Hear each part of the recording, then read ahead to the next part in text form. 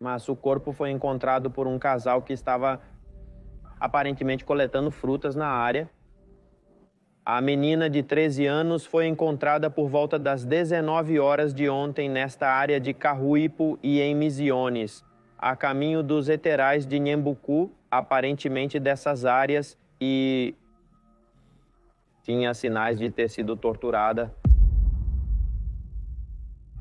O que você está vendo na tela neste momento são as últimas imagens capturadas de Rosa Elizabeth Pérez Ramírez, Rosita, uma adolescente de 13 anos que, em sua total inocência, estava se encaminhando diretamente para seu fim.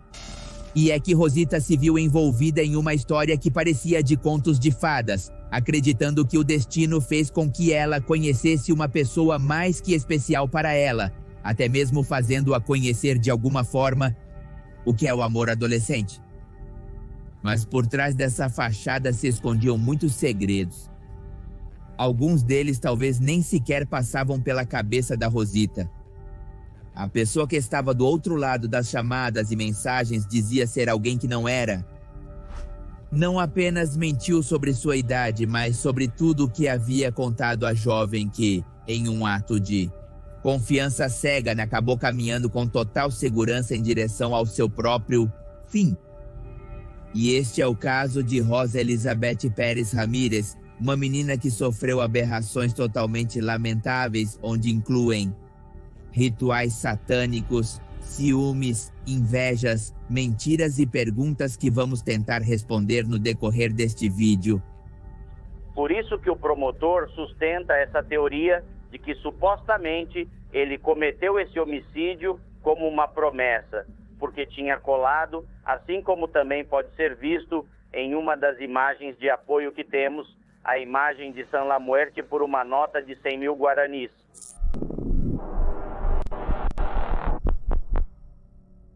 Muitas das informações sobre a jovem não estão disponíveis para o público em geral, mas sabe-se que ela nasceu no dia 4 de fevereiro do ano 2006 no Paraguai, lugar onde também ocorrerão os fatos deste caso. Ela e sua família viviam na cidade de Valenzuela, no departamento de Cordilheira. O núcleo familiar dele era formado pela mãe e irmãos. Rosita era uma excelente estudante e tinha um comportamento escolar exemplar, o que em várias ocasiões lhe permitiu obter prêmios tanto familiares quanto acadêmicos durante sua vida acadêmica. No ano de 2019, aproveitando que seus esforços renderam frutos e ela conseguiu passar de ano sem reprovar em nenhuma matéria, sua mãe permitiu que ela fizesse uma viagem à capital nacional para passar o verão com seu irmão mais velho, Claudelino, que tinha casa em Assunção. Rosita havia esperado ansiosamente esse momento, já que seria a primeira vez que poderia sair da cidade onde nasceu e foi criada. Assim, na viagem para Assunção, a menina contou ao seu irmão que uma de suas colegas de escola também estaria na capital, mais especificamente no bairro Operário, e que a havia convidado para passar um dia em sua casa, já que tinham uma piscina que poderiam aproveitar. Como qualquer adulto responsável, Claudelino reagiu de maneira negativa diante do pedido de sua irmãzinha. Era uma situação delicada, difícil de aceitar. Ele não conhecia nem a companheira do adolescente nem a sua família. Então, como ele poderia deixá-la ir sozinha? A resposta foi um não categórico. Rosita, obviamente, não levou isso bem e ficou de mau humor, pois sentia que seu irmão estava sendo muito rigoroso com ela. O que ocorreu com aquelas férias sem pais ou restrições? É o que essa menina se perguntava. Sentada no sofá, chorava pela minha irmã. Depois eu a repreendi muito, fiquei triste e pensei em dar permissão a ela. Como ela insistia tanto, liguei para minha irmã aqui para verificar se ela era realmente sua companheira e se tem uma casa aqui. Eu sei, parece estranho, mas foi o que Claudelino relatou posteriormente em uma entrevista para a mídia. Como você pode perceber, um pouco emocionado e ao mesmo tempo indeciso, Claudelino decidiu ligar para sua mãe para pedir um conselho. O que ele deveria fazer?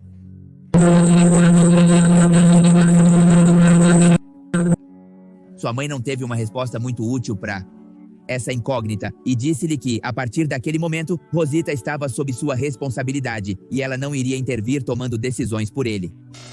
Como o conselho de sua mãe não havia ajudado na decisão, ele continuou fazendo sua própria pesquisa ligando para a casa da companheira de Rosita, onde conseguiu falar com o pai da coleguinha em questão para poder conversar sobre a possibilidade de que Rosita fosse à sua casa.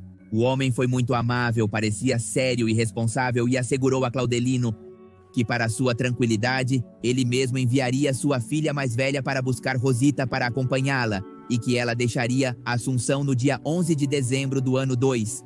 Com mais dúvidas do que certezas, Claudelino tomou a decisão de permitir que sua irmã mais nova fosse para a casa de sua companheira.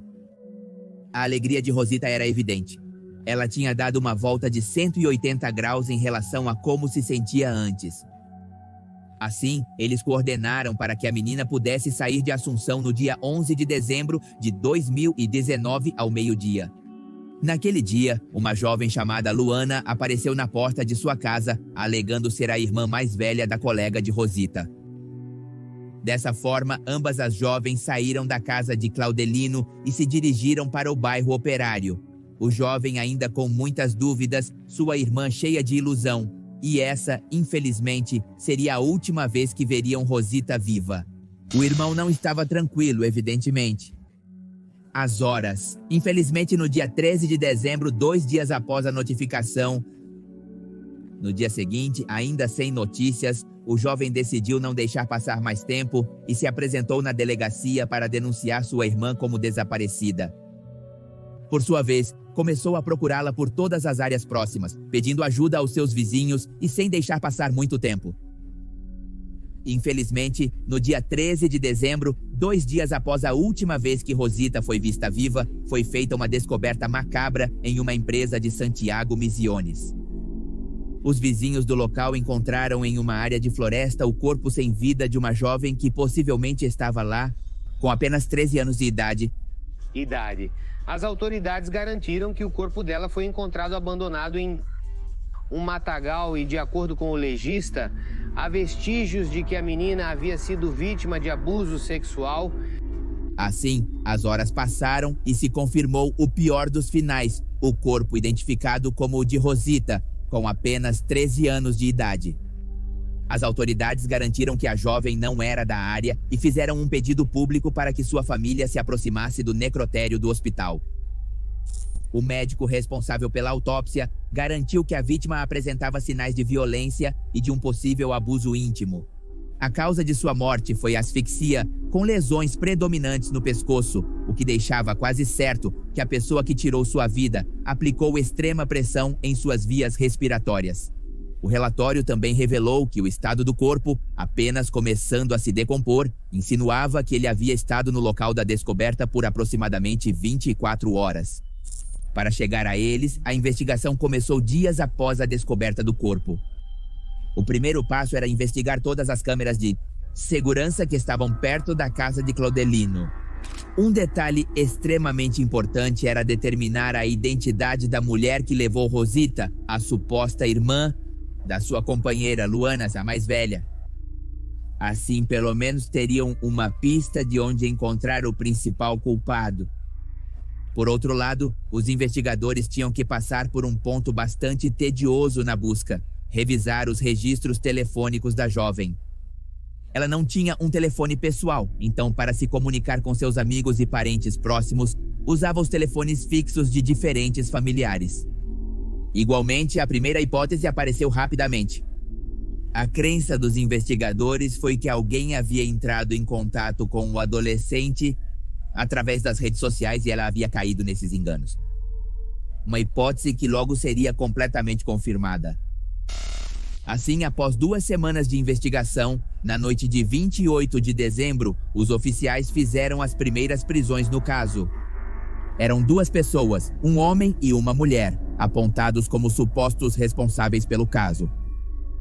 O homem foi identificado como Juan Carlos Gomes Valenzuela, de 53 anos, dizia ser encanador e era residente da cidade Coronel Bogado, no departamento de Itapúa. Valenzuela tinha um de sua vítima.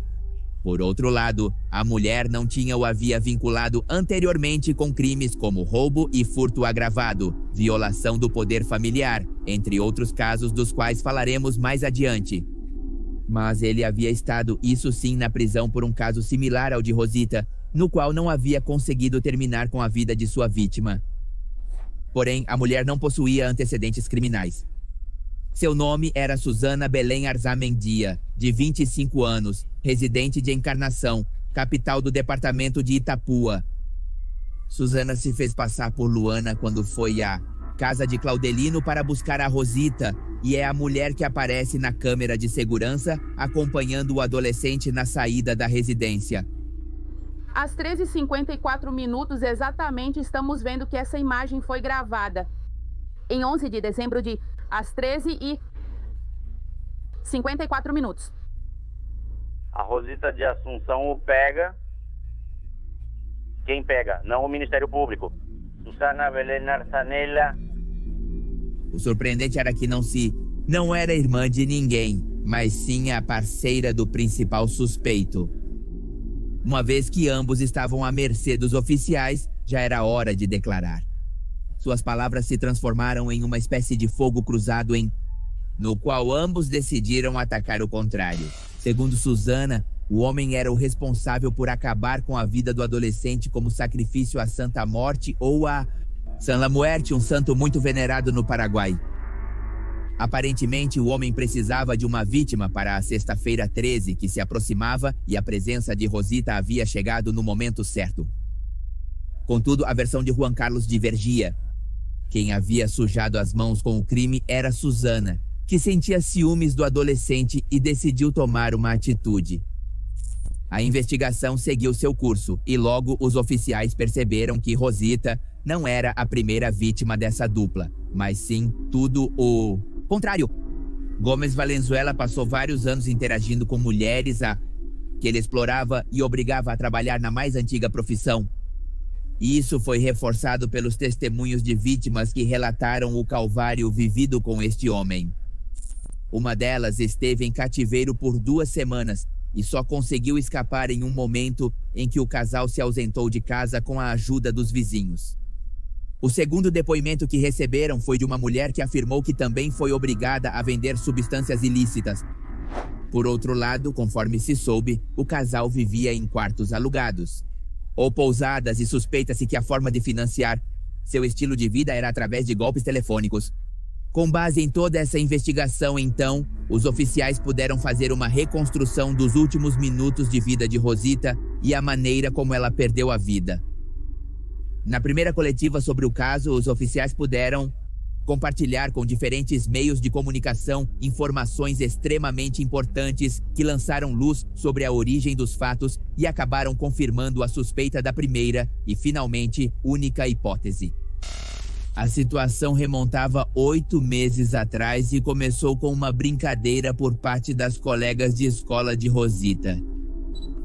Naquele momento foi dada a elas uma tarefa que deveriam fazer em grupo, e as colegas de grupo da adolescente decidiram pregar uma peça nela que à primeira vista parecia algo inocente para incomodá-la. Uma das colegas decidiu dar a ela um número de telefone inventado, ao qual ela deveria ligar para coordenar a realização desse trabalho.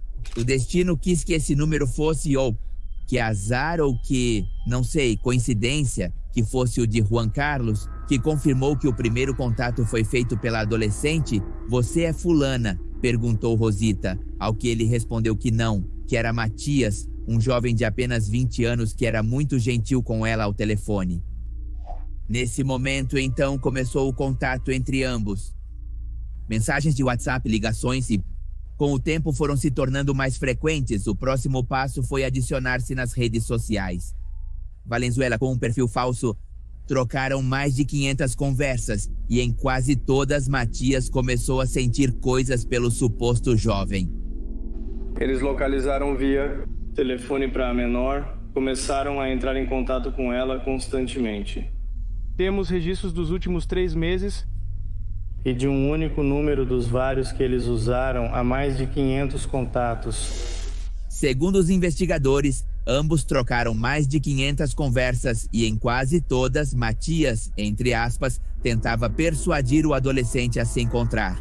Foi assim que os meses se passaram e Valenzuela descobriu que Rosita planejava passar as férias de verão longe de casa.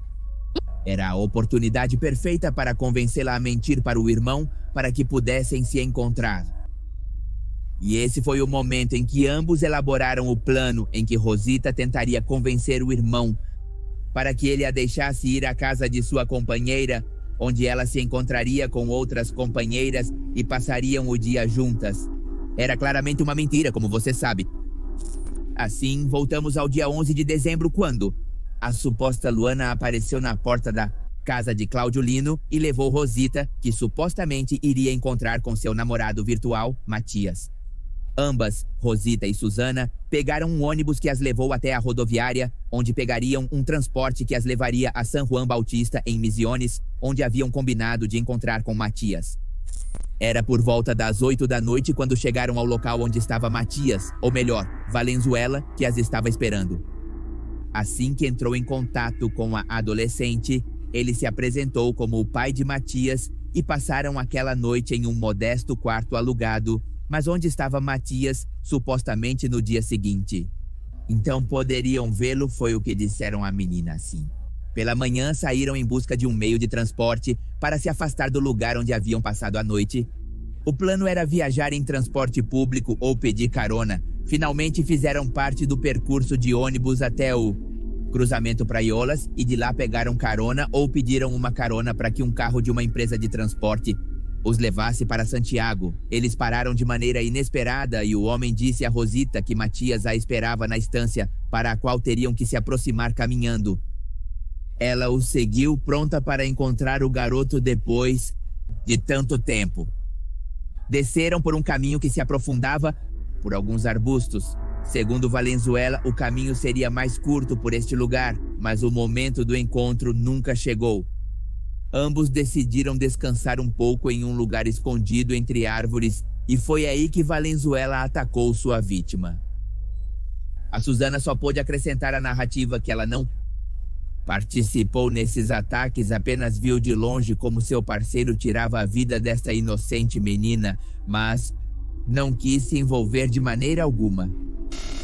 Entre as teorias que circulavam quando começaram a investigação, também se falava na possibilidade de a menina ter sido sequestrada para fins de exploração sexual, resultando em um suposto caso de feminicídio, mas graças aos avanços da investigação, essa linha foi concluída, pois não encontraram provas suficientes que coincidissem com essa hipótese. Que apoiavam suas denúncias possivelmente relacionadas a rituais satânicos. Elemento que possa sustentar que também possa ser algum tipo de recrutamento para outros trabalhos, seja como utilização de transporte de alguma mercadoria ilícita. A isso se somou que a acusação feita por Suzana fez com que a investigação desse uma reviravolta, especialmente quando encontraram provas que respaldavam suas acusações, que envolviam a possibilidade de rituais satânicos. O promotor encarregado da investigação garantiu que durante as buscas nos espaços onde convivia Valenzuela com o parceiro sentimental, foram encontradas múltiplas imagens satânicas entre seus pertences.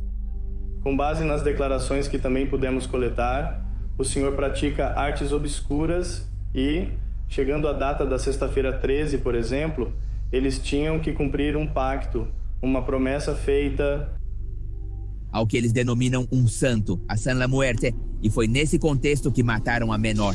A isso se somava o fato de que o caso ocorreu dias antes de uma sexta-feira 13, por isso, supostamente, ele cometeu este homicídio como uma promessa, porque rituais de magia negra precisavam ter um sacrifício para apresentar a San La Muerte, o santo que o acusado venerava. Porque supostamente este senhor acredita e ele diz que supostamente é o escolhido do diabo, porque ele nasceu no dia 6 de maio de 1976. O 666 supostamente é um sinal para o mesmo. E também sobre a sexta-feira 13, que foi contada precisamente o corpo dos citais. Por isso que o promotor sustenta essa teoria de que supostamente ele cometeu este homicídio como uma promessa, porque tinha colado, assim como se pode apreciar também em uma das imagens de apoio que temos, a imagem de San La Muerte por uma nota de 100 mil guaranis. No dia seguinte, após terem sido detidos, Juan Carlos e Susana foram acusados com as charges de homicídio doloso e agravado, crimes que até aquele momento poderiam gerar penas de entre 5 e 30 para cada. Também pediu-se a prisão preventiva dos 2 acusados como cautela.